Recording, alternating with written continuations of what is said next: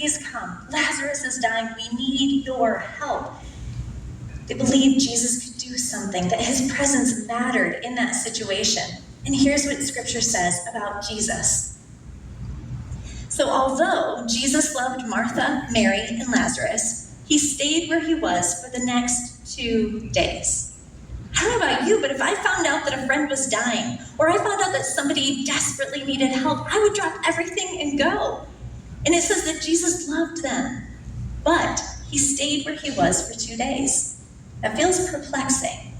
But then you read on.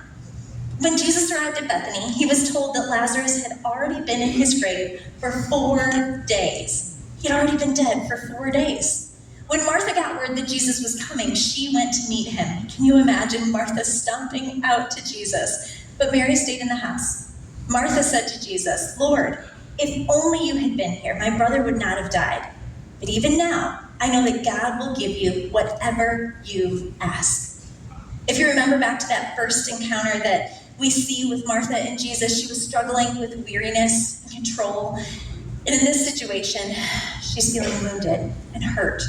Her negative thoughts, you can imagine, are kicking in. If Jesus had been here earlier, and a struggle with negative feelings, sadness, frustration, and deep grief, potentially negative actions. We don't know exactly what her tone is, but we know or can sense that there's probably a bit of a scold again. Jesus, if you had been here. But I wonder if we start to see growth even in this passage. Because she says, but even now, I know that God will give you whatever you ask.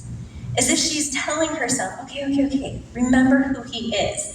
Doing the hard work even then, right in that moment. The passage goes on.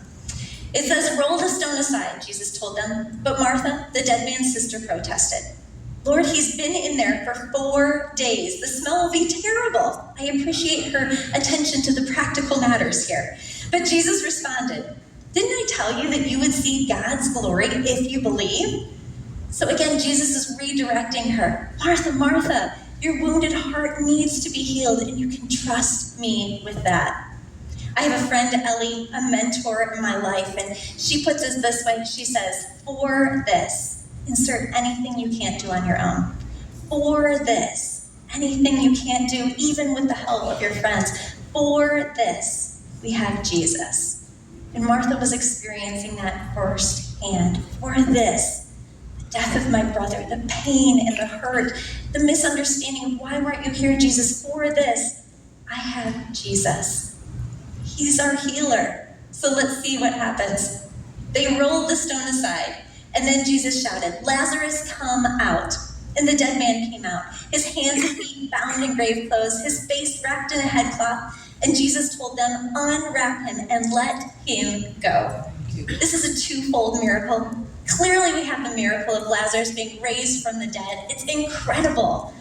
But the other one that we can't miss is that Martha and others who were watching, they experienced a piece of Jesus, recognized what he could do and what that meant for them personally.